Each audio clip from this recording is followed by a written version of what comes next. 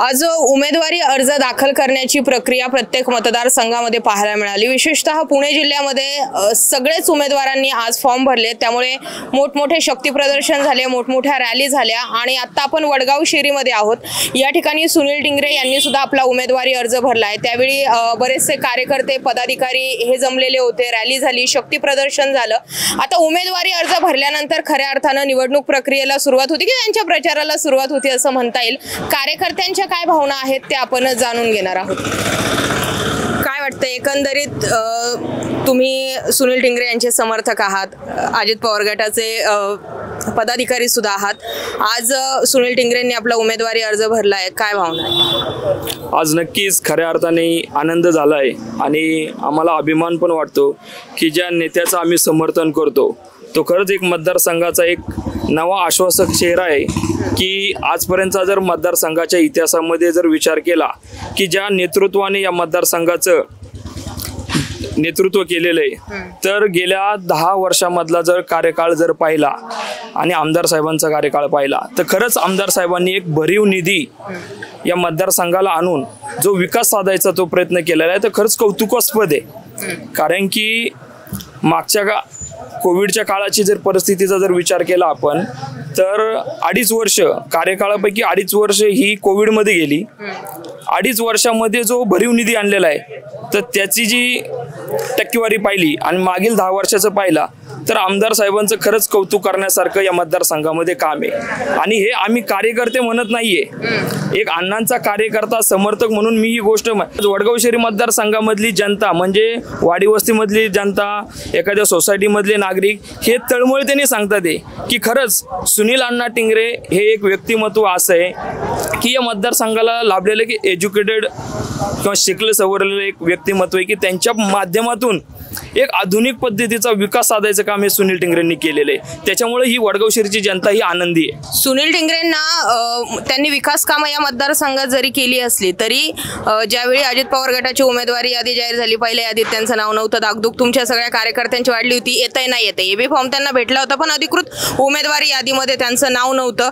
कुठेतरी त्यांच्या तिकिटा वाटपाबाबत सुद्धा म्हणजे त्यांना तिकीट दिलं जाऊ नये यासाठी सुद्धा प्रयत्न झाले होते का?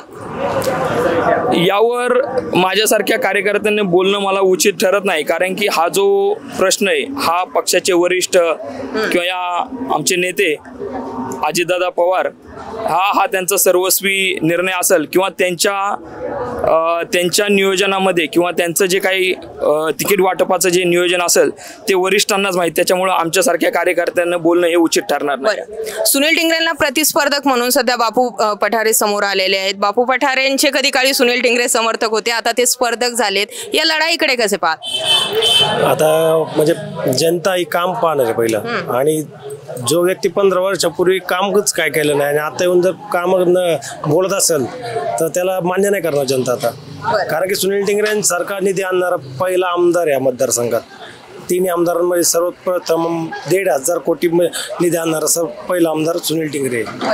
या मतदारसंघामध्ये विकास कामं जास्त चालतील की भावनांचं राजकारण जास्त चालेल? माझ्या हिशोबाने हे मतदारसंघ शिक्षित लोकांचं आहे, तर विकास कामाकडे जास्त लोक लक्ष दिलं आणि भावनेकडे लोक जास्त वळणार नाही, कारण विकास लोकांना पाहिजे असतो, भावनांनी काही भेटत नाही। बरं, सुनील टिंगरे हे सेक्युलर नेते म्हणून ओळखले जातात किंवा सगळ्याच जातींना ते सोबत घेऊन चालतात असं म्हटलं जातं, पण पुढे जाऊन आता ते अजित पवार गटामध्ये गेल्यामुळे त्यांच्यावर ठपका लागला ते हिंदुत्ववादी किंवा एकच अजेंडा घेऊन चालतायत की काय? ऍक्च्युअल तुम्ही त्यांच्या जवळचे राहिलेले आहेत, कशा पद्धतीने सुनील टिंगरेंच्या आजूबाजूचे कार्यकर्ते असतात? अण्णा म्हणजे सर्व धर्माला सोबत घेऊनच चालतात। सुनील अण्णा टिंगरे असं व्यक्तिमत्व आहे की या वडगाव शहरी मतदारसंघामध्ये हे गेली 15 ते 20 वर्षापासून सामाजिक राजकीय कार्यामध्ये त्यांनी काम केलेलं आहे। आणि अण्णांची एक ओळख आहे की या पुरोगामी महाराष्ट्राची जी विचारसरणी आहे ही विचारसरणी अण्णांच्या कर्तृत्वामध्ये दिसून येते, कार्यामध्ये दिसून येते। अनेक जाती धर्माची लोक या लोकांना विविध गोष्टीमध्ये विविध कामामध्ये न्याय देण्याचं काम अण्णांनी आत्तापर्यंत केलेलं आहे आणि सर्व जाती धर्मांना समान न्याय देण्याचं काम हे अण्णांच्या कार्यातून आपल्याला बघायला मिळतं। बरं, बापू पठारे ही निवडणूक विकास कामांवरती नेतील की मागं 2-3 महिन्यांपूर्वी जे घडलं त्या घटनेवरती नेतील? आता तसा जो पाहिला तर त्यांनी कोणत्या याच्यावर नेणं हा दुसरा भाग आहे, पण पहिला भाग जर विचार केला की ही जनता आहे, लोक जनार्दन ज्या गोष्टीला महत्त्व देणार आहे ते म्हणजे विकास कामं. आणि अण्णा कायम बोलतात की माझ्या विकास कामांना बघून मला मत द्या, माझी विकास कामं नसेल तर निर्णय तुमचा आहे. त्याच्यामुळं ही जी निवडणूक होणार आहे ही विकास कामांना होणार आहे. याचं मुख्य कारण असं आहे की जनता पण आता जागरूक आहे, पहिल्यासारखी परिस्थिती राहिलेली नाही. जे प्रकरण घडलं त्याची शहानिशा सगळी झालेली आहे, ती जनतेने बघितलेली आहे. पण अण्णांना विरोध करायचा, सुनील टिंगरेंना विरोध करायचा असं त्यांच्याकडे दुसऱ्या विरोधकांना कारण नाहीये. फक्त ते प्रकरण घेऊन बसलेत, पण त्या प्रकरणाची पूर्ण शहानिशा झालेली आहे, जनतेनेही मान्य केलेलं आहे ते. त्याच्यामुळं त्या मुद्द्यावर राजकारण होणार नाही किंवा निवडणूक होणार नाही. तुमच्या पुण्यामध्ये काही बॅनर लागले होते बापू पठारेंची उमेदवारी जाहीर होण्या अगोदरच, ज्यांच्या घरामध्ये महिला सुरक्षित नाहीत त्यांनी उमेदवारी अर्ज भरूच नाही किंवा उमेदवार ते नसलेच पाहिजे. म्हणजे थोडक्यात असं म्हणता येईल की आता या मतदारसंघातला म्हणजे काही ठिकाणाहून असा कल्पना ऐकू येतो की ज्यांचे घर काचेचे आहेत त्यांनी दुसऱ्यांच्या घरांवरती दगडे मारू नका, अशा पद्धतीचाही एका प्रकारे प्रचार सुरू आहे. जर सुनील टिंगरेंचे एक दोन ड्रॉबॅक्स आहेत तर तसे बापू पठारेंचे आहेत. आता ज्यावेळेस राजकारण घडतं किंवा समोरासमोर विरोधक पार्टी येत असती त्यावेळेस अशा गोष्टी ह्या चर्चेमध्ये घेतल्या जातात. पण त्याची सत्यता परिस्थिती जर पाहिली तर जनता जागरूक आहे. मला पुन्हा एकदा तेच सांगावं असं वाटतं की हे आपल्याला या निवडणुकीच्या निकालामध्ये आपल्याला नक्की बघायला मिळेल. बरं, तुम्ही कार्यकर्ते म्हणून कायम सुनील टिंगरेंसोबत राहिलेत, माणूस म्हणून व्यक्ती कसे? अण्णांचा स्वभाव सगळ्यात चांगला, खूप चांगला आहे त्यांचा स्वभाव आणि ते सगळ्या लोकांना घेऊन चालतात. बरं, या मतदारसंघात विकास कामं चालतील की सहानुभूतीचं राजकारण? विकास कामं. ठीक आहे.